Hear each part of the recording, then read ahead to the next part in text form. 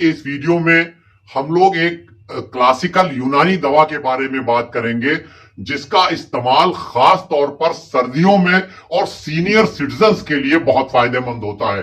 और लोग भी इस्तेमाल कर सकते हैं लेकिन सीनियर सिटीजन्स के लिए ज्यादा फायदेमंद है। वो दवा जिसे हम लोग बात करेंगे उसका नाम है माजून फलास्फा। देखिए, माजून यूनानी में बहुत से माजून बनते हैं और माजून जो है एक सेमी सॉलिड दवा होती है, हलवे की तरह होती है और ये मीठी होती है क्योंकि या तो ये शुगर बेस पे बनती है, हनी बेस पे बनती है या मिश्री डाल के बनाई जाती है, इसलिए ये मीठी होती है। आमतौर पर माजून के नाम जो हैं, जो उसमें दवाएं पड़ती हैं, उसमें तो जो सबसे खास दवा होती है उसके नाम पर रखा जाता है। लेकिन माजून फलास्फा के साथ ऐसा नहीं है। ये माजून तकरीबन आज से 2000 साल ज्यादा से पहले बनाया गया था और ये जब माजून बना था तो ये विशेष तौर पर उन लोगों के लिए बनाया था जो दिमागी काम बहुत करते थे, जिनके पास मानसिक कार्य बहुत था, जो फिलासफर्स थे। तो इसी फिलासफर्स की सिमिलरिटी की बिना पर इस माजून को माजून फिलास्फा कहा जाता है। तो आज के इस वीडियो में हम लोग इस माजून के बारे में पूरी बात करेंगे। ये हम समझेंगे कि इसमें क्या क्या चीजें डाली जाती हैं माजून को बनाने में और किस तरह से हमारे शरीर के लिए फायदेमंद है, कौन कौन लोग इस्तेमाल कर सकते हैं, किसको नहीं इस्तेमाल करना है और कितना इस्तेमाल कर सकते हैं। देखिए, माजून फलास्फा बनाने में तकरीबन 13 दवाएं पड़ती हैं और ये हनी बेस में बनता है, शहद में बनता है। खास जो दवाएं हैं वो चिलगोजा है, जिसे हम पाइनस जेराल्डीना कहते हैं या पाइन नट्स कहते हैं। इसमें काली मिर्च है जिसको हम यूनानी में फिलफिल स्याह कहते हैं, पाइपर नाइग्रम है। और पीपली जिसे हम फिलफिल दराज कहते हैं यूनानी में, पाइपर लॉन्गम कहलाता है। इसमें सूंठ है, आंवला है, मवीज मुनक्का है।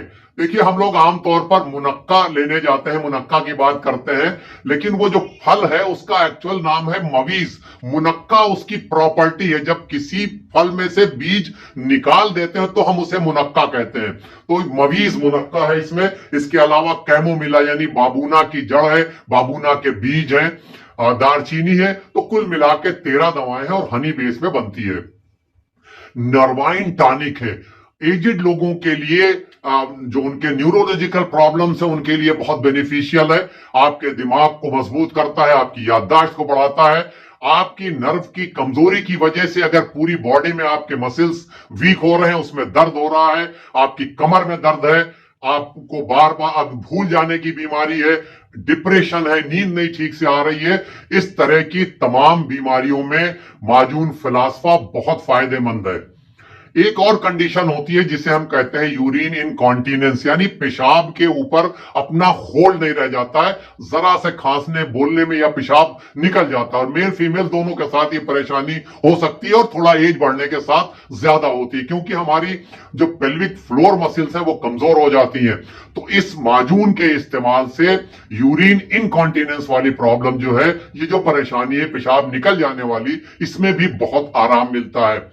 इसका इस्तेमाल हमारे डाइजेस्टिव सिस्टम के लिए भी बहुत अच्छा है, खाने को हजम करता है, भूख नहीं अगर लग रही तो भूख भी बढ़ाता है, तो डाइजेस्टिव सिस्टम को भी तकवियत देता है, उसके लिए भी बेहतर है।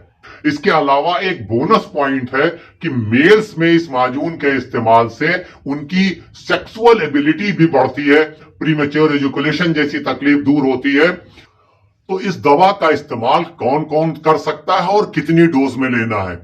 देखिए, मेल्स फीमेल्स सभी इस दवा का इस्तेमाल कर सकते हैं, लेकिन सीनियर सिटीजन्स के लिए इस दवा का इस्तेमाल ज्यादा बेहतर है और सर्दियों के मौसम में और ज्यादा बेहतर है। वैसे सीनियर सिटीजन्स साल के 12 महीने में जब भी उनको जरूरत हो इस दवा का इस्तेमाल कर सकते हैं। डोज 1 टीस्पून भरकर, यानी तकरीबन 10 ग्राम सुबह नाश्ते के बाद हल्के गुनगुने पानी से या दूध के साथ, और इसी तरह रात में खाने के बाद हल्के गुनगुने पानी से या दूध के साथ तकरीबन 10 ग्राम एक चाय वाला चम्मच भर के ले सकते हैं। कम एज वाले जो लोग हैं वो भी इस्तेमाल कर सकते हैं।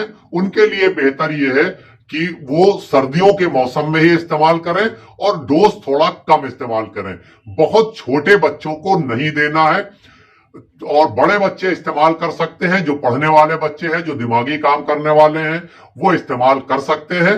तो वो डोज थोड़ा कम, आधी डोज लें, 5 ग्राम के आसपास लें। और बेहतर ये होगा कि वो अपने आसपास किसी यूनानी फिजिशियन से बात करके और उसकी मिकदार, इसकी डोज तय कर ले, तब इसका इस्तेमाल करें।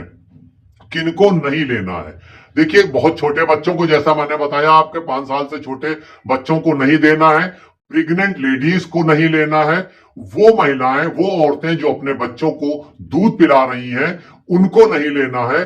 और हमारे शुगर वाले साथी, अगर आपका शुगर लेवल कंट्रोल में नहीं है तो आपको नहीं लेना है, क्योंकि ये शुगर बेस में यानी हनी बेस पे बनती है, मीठी है, इसलिए आपको इससे बचना है।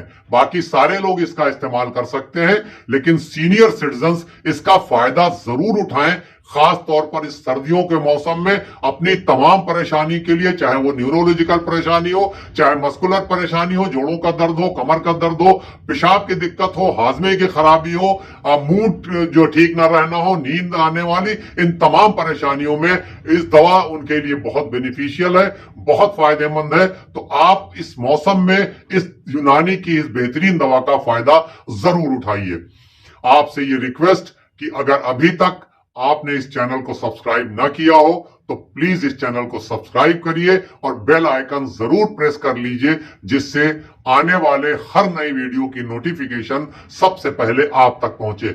अब आपसे इजाजत, इस उम्मीद के साथ कि इंशाअल्लाह जल्द ही मुलाकात होगी किसी नए टॉपिक के साथ। तब तक के लिए हंसते रहिए, मुस्कुराते रहिए, एक्टिव रहिए, खुश रहिए और एक दूसरे के लिए दुआ जरूर करते रहिए और मुझे भी दुआ में याद रखिए।